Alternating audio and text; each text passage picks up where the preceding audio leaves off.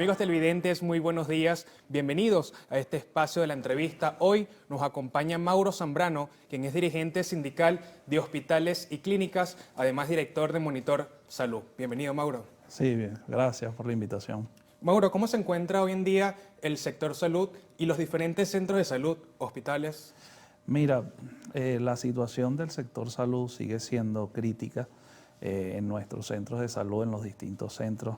Lo primero que ahorita la pandemia ha incrementado un poco y bueno, eso nos ha llevado también a que no tenemos, por ejemplo, los tapabocas necesarios. Es decir, ahorita hay un déficit de tapabocas de más de un 75% para los trabajadores y en algunos centros ni siquiera existe el tema del traje de bioseguridad que no existe dentro de nuestros centros de salud. Es decir, no existe la protección adecuada y esto incrementó, por ejemplo, en más de un 75% los contagios dentro de los centros de salud de los trabajadores. Es decir, ahorita hay 475 contagiados que son pues trabajadores, compañeros de trabajo y que hoy en día, bueno, arriesgan su vida para ir a un centro de salud y que lamentablemente no se cuenta con la protección adecuada, pero además los trabajadores no solo sufrimos con eso, también el tema del transporte.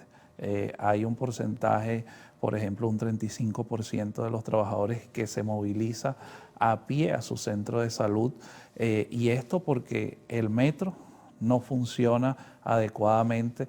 En la mayoría de los centros de salud no existe transporte y también el tema de los bajos salarios. Es decir, ahorita nosotros más bien estamos pagando para ir a laborar, no estamos trabajando y recibiendo pues una remuneración y es algo que viene sucediendo dentro de los centros de salud durante muchísimo tiempo y que lamentablemente hemos visto que no buscan soluciones, no hay ni siquiera respuestas a las demandas de este momento de los trabajadores que hemos, bueno, manifestado, también nuestros jubilados que hoy sufren muchas cosas, por ejemplo el caso del bono de recreación que debió ser cancelado, por ejemplo con salario integral y lo cancelaron solo con salario base. O sea, es una reivindicación que tiene muchísimos años y que además son personas que duraron 30, 40 años y que bueno,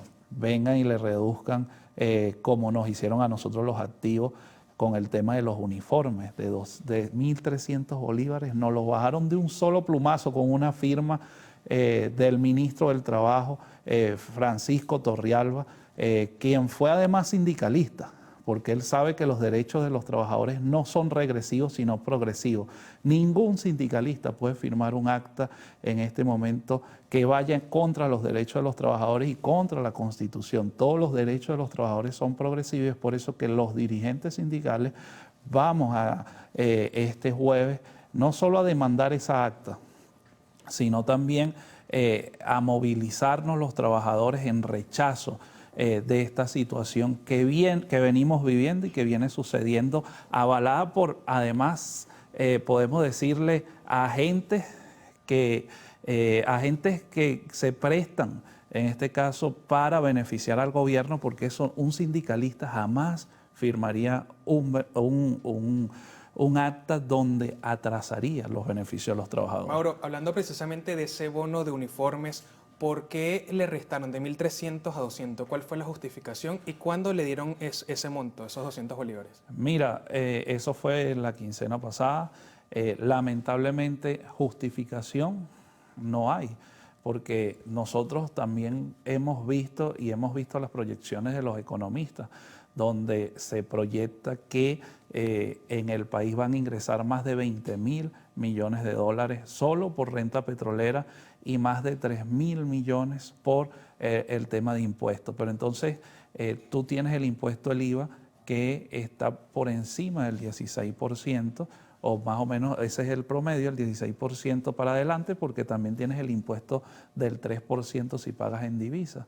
Ah, bueno, pero los trabajadores, debes de subirnos los beneficios, nos los rebaja. Entonces es algo inentendible, es algo que no va contra, o sea, no va a favor de los trabajadores, va en contra de nuestros beneficios, y si tú estableces un salario mínimo, el deber ser es que todos esos cálculos vayan representados con la contratación colectiva. Es decir, todo trabajador público tiene una contratación colectiva o beneficios distintos. En el caso de educación tienen uno, en el caso del sector salud tenemos otras reivindicaciones, y bueno, esto no ha sido respetado. Nos quieren dejar, en este caso, a lo que representó en aquel momento $38, que hoy se ha perdido más de un 27%, porque ya ni siquiera es $30 en total lo que gana un trabajador a nivel del sector público. Y esto ha traído muchos descontentos, muchas movilizaciones, y no hay respuesta del gobierno, pero nosotros no vamos a dejar de movilizarnos. Yo hoy le hablo a los trabajadores con mucha claridad.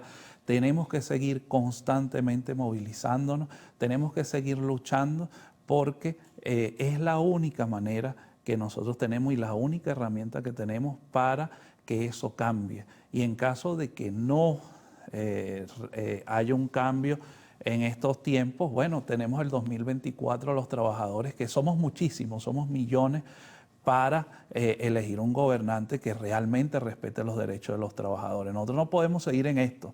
Los trabajadores, esto es una gran enseñanza para nosotros, y hoy el movimiento sindical nos estamos organizando cada día más para que no siga sucediendo este tipo de cosas, pero además para hacerle contra a esas políticas que han llevado al atraso, que han llevado a incluso no tener servicios públicos correspondientes a nuestros ciudadanos, porque creo que hoy no solo el trabajador tiene que estar luchando, hoy tenemos que estar luchando los venezolanos. Ahora, Mauro, hablabas de una movilización para el día jueves.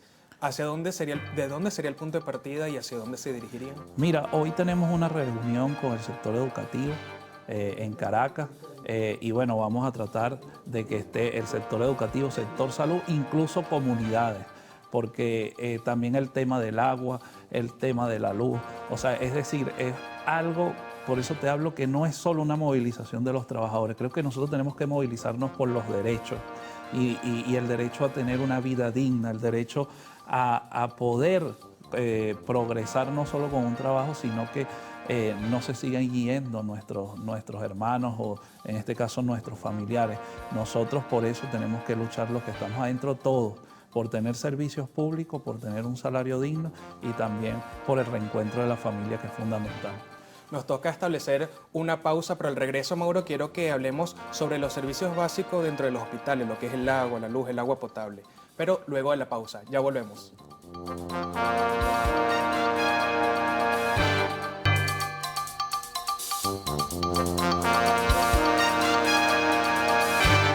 Seguimos conversando con Mauro Zambrano, quien es dirigente sindical de hospitales y clínicas, además director de Monitor Salud. Te dejaba una pregunta al aire, y es: ¿cómo se encuentran ahorita los servicios básicos como el agua potable, la luz dentro de los hospitales? Mira, los hospitales están como con el tema del agua, han hecho en algunos, en el caso del Magallanes, hicieron pozos de agua, pero hay un problema de distribución, es decir, en este momento el 75% de nuestros centros de salud no llega agua a todas las áreas de nuestros centros de salud. Es decir, hay un problema en algunos casos de filtración, en otros casos porque tenemos, por ejemplo, la mayoría de los baños no funcionan en nuestros centros de salud. Ha sido un problema constante.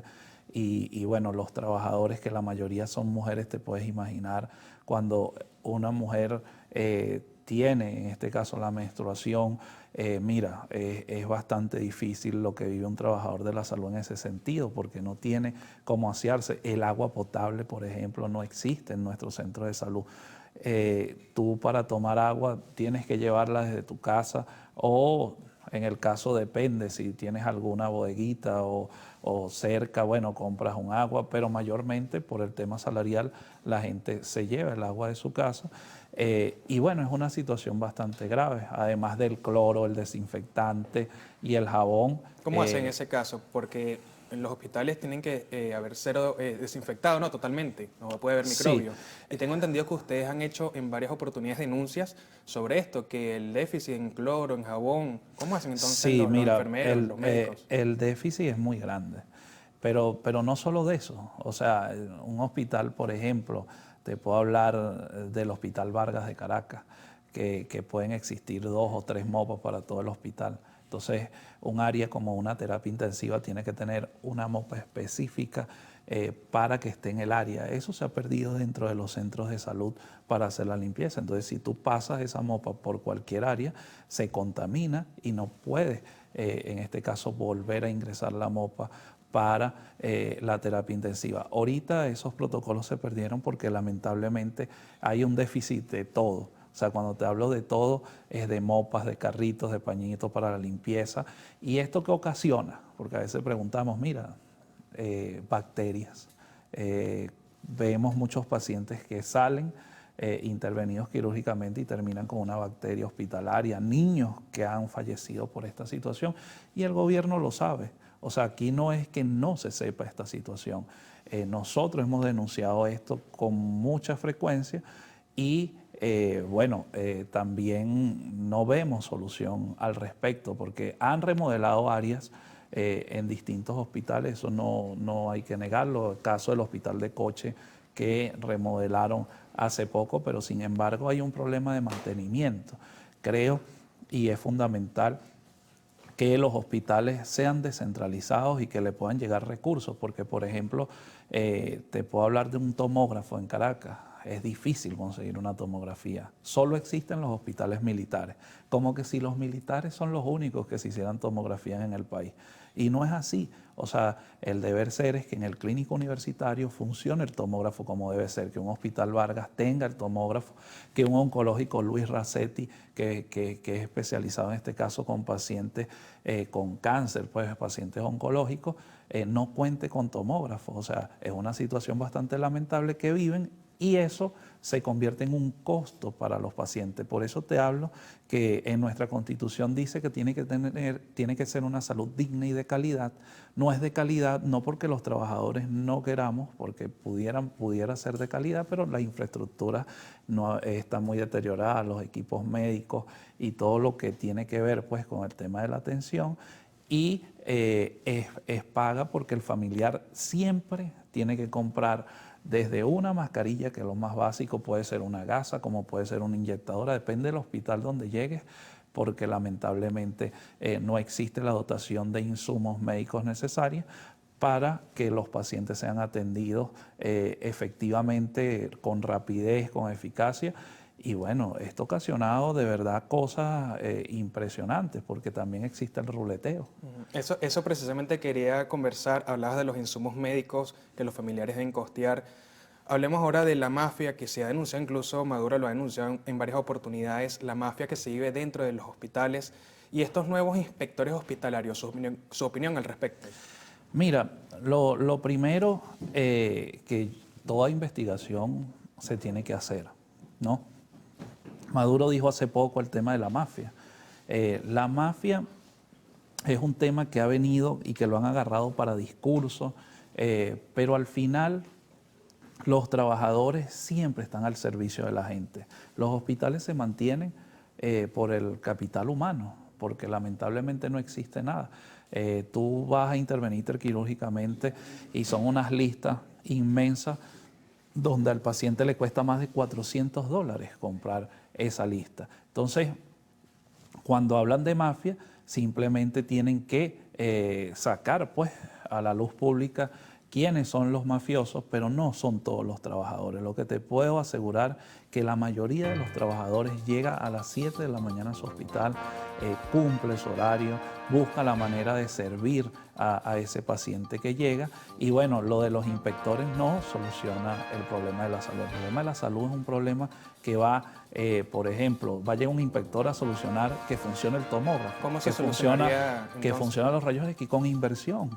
Hace falta inversión en el sector salud, hace falta descentralizar los recursos y no tenerlos todos en el Ministerio de Salud, como han venido haciendo todo, porque aquí todo es inconsulto. Agarran, por ejemplo, el caso del ONAPRE, el caso del Sistema Patria, que ahora todos los trabajadores dependemos prácticamente de si la ONAPRE o la vicepresidencia baja los recursos y no son descentralizados. O sea, eso ha ocasionado un atraso importante en todo lo que es el sistema de salud, en los trabajadores y en la política que ellos han llevado, y no lo entienden. Es decir, siguen con esa situación y bueno, no nos queda a nosotros los trabajadores, sino que están en la calle y protestando ante eso. Mauro, los últimos 10 segundos para que hagas el llamado a los distintos trabajadores de la salud para que los acompañen a la protesta del jueves. Este jueves vamos a estar los trabajadores y los sindicatos, estamos conversando con todos los sectores para lograr una gran movilización por los derechos.